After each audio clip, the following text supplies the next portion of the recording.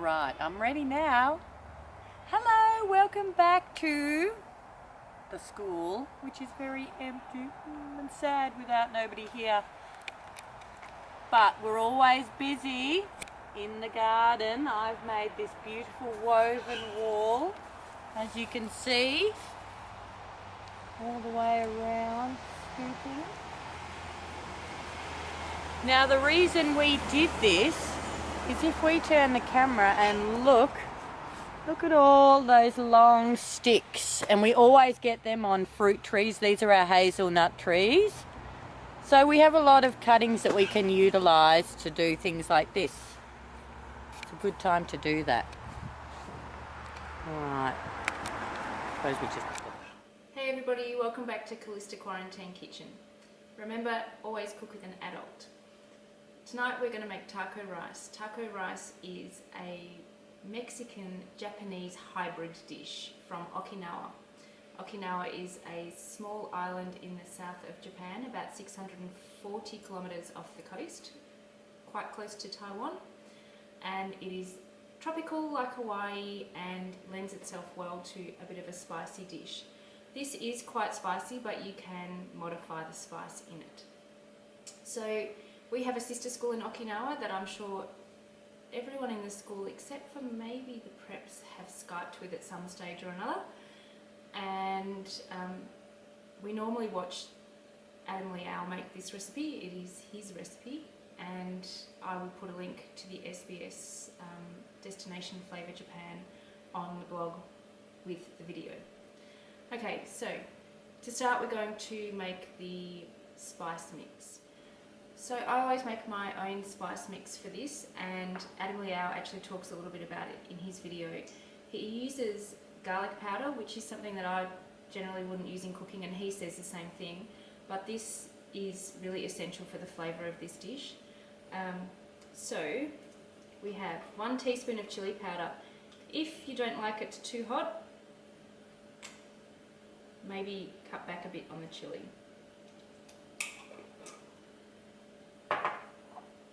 3 teaspoons of hot paprika, and again you could use sweet or smoked paprika if you didn't want it too hot. You'll still get the flavour. 1 teaspoon of oregano. I always add a really generous teaspoon because I love this flavour in it. A teaspoon of garlic powder, which doesn't get used very often, only when we have taco rice, so it's a bit chunky. And 2 teaspoons of ground cumin. And I'm just going to mix them together and put them aside. So there's my spices ready to go. I'm just going to put those aside, and the next thing I'm going to make is dashi stock. So dashi stock is a traditional Japanese stock made with kombu, seaweed, and bonito flakes. It has a very subtle flavour, but it adds quite a lot of umami to a dish. And with 1 litre of water, I'm going to actually add 4 of these sticks. They're 4 grams each. This is just dashi powder. You can make your own dashi. It's not difficult, but it's a bit time consuming and delicate. This is available in the supermarket. I'm not sure you'll be able to get the same brand, but you can definitely get dashi. So I shall just put 4 packets in here, and then I'm going to add 1 litre of boiling water, and then I'll put it aside and we'll move over to the stove because we shall put the beef and the spices and some soy sauce together.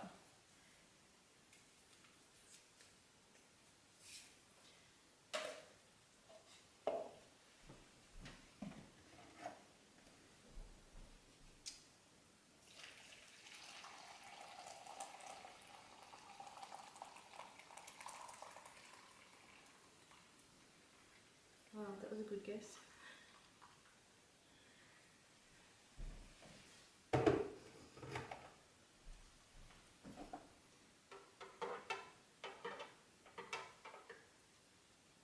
so I'm going to move over here and we shall start browning off the beef. Okay, so I have a large fry pan on the stove ready to go and it's already hot. I'm going to add some rice bran oil.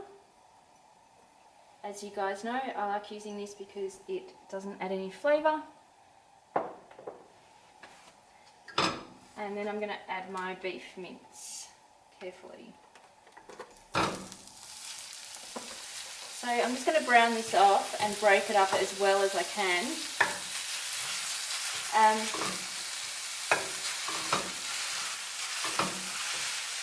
You kind of want it to be in really small chunks.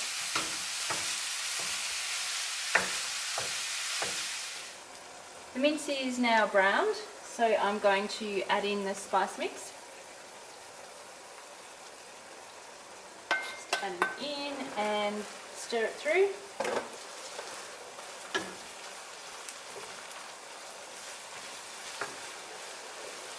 Smells delicious.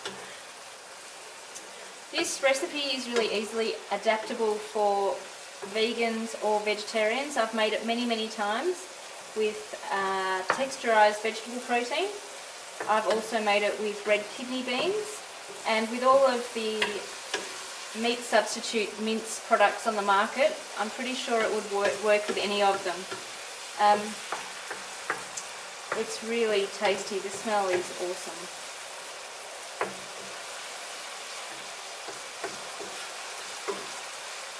Okay, once you've got the spices stirred through, you're going to add the liquid. It's a lot of liquid, so we're going to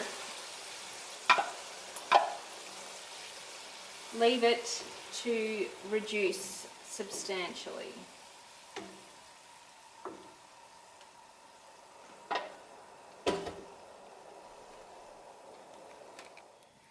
So the meat is cooking on the stove and reducing, and I have organised my rice, so that's ready to go. The next thing I'm going to do is make the salsa. This is a really basic salsa. I'm just using tomato, red onion, and a little bit of rice wine vinegar. So I don't want to use the whole onion, I don't think. I don't have enough tomatoes. And they've been a little bit hard to find in the supermarket. I'm just going to quarter them and pop them in a bowl.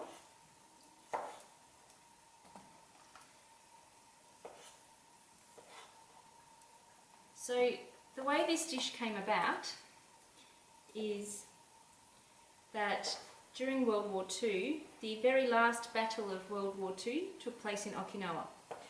And after the battle, the Americans occupied Okinawa for a long time. They occupied all of Japan, but they were in Okinawa for a longer time, and they actually still have a very strong military presence on the island. I think about 25% of the landmass of Okinawa is taken up by American Air Force Base. Air Force? I think Air Force. So when the occupying forces left, they left a lot of army rations. And because a lot of the American soldiers were of Mexican descent, they had a lot of Mexican food in the rations. So the Okinawans took the Mexican rations and they turned it into this dish, which I think is a perfect marriage of two of my favourite cuisines.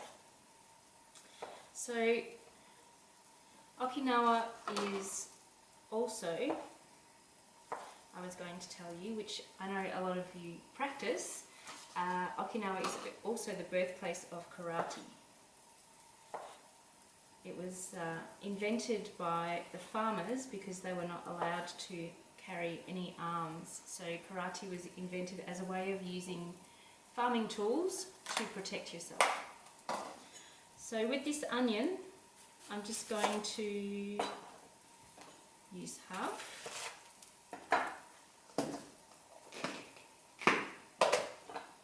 And I'm going to finely dice it.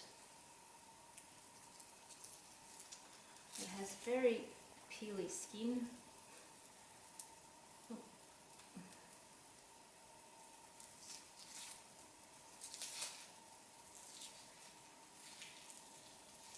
In the usual way, so cutting through sideways first, and then long ways.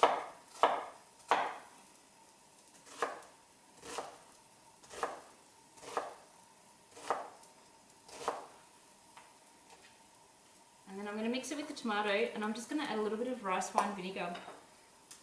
The vinegar will kind of bring out the acid in the tomatoes, I'm guessing, is what happens. And it makes the onion kind of marry with the flavour of the tomato. Really just a little bit.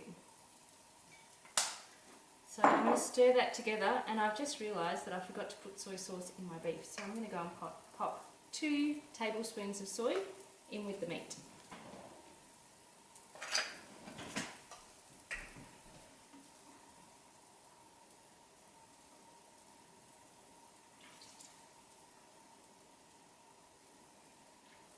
Actually, I'm going to do 3.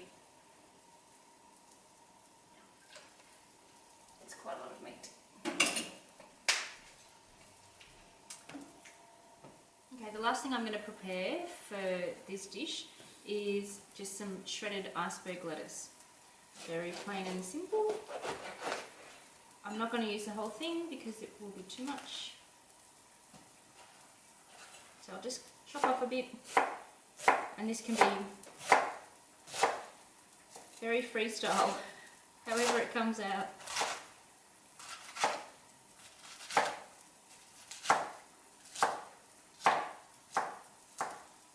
Now I'm going to pop it in here and give it a wash. The other thing that we put on top of the rice is some grated cheese. I will put in a measurement, but I don't know about your family. My family kind of goes with you can never have too much cheese. So I'm not going to measure it out because I'm just going to throw lots on.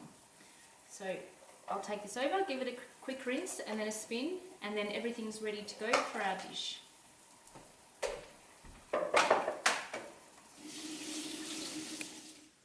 The beef is now ready to go. It took 25 minutes to cook down, and it was boiling reasonably vigorously.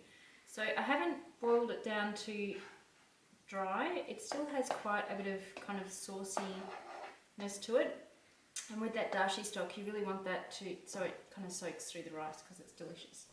So everything's ready to go. We're going to plate up. It was really simple to make. So my rice is in the rice cooker.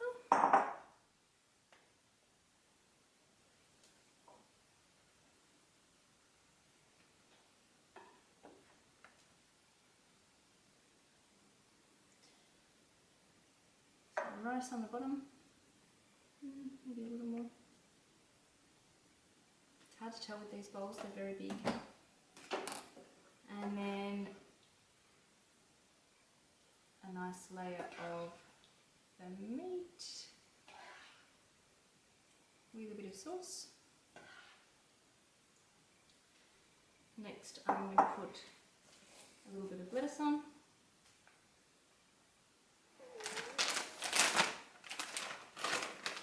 Then some grated cheese. And then a little bit of salsa. Now, we also sometimes have ours with avocado, usually with some sour cream, and we also serve ours with corn chips. You don't have to do that, but I recommend it. It's very yummy. So I hope you enjoy cooking this week. Looking forward to being back at school and seeing you all in 5 or 6 weeks, hopefully. Don't forget to post your pictures of your taco rice. Enjoy. Itadakimasu.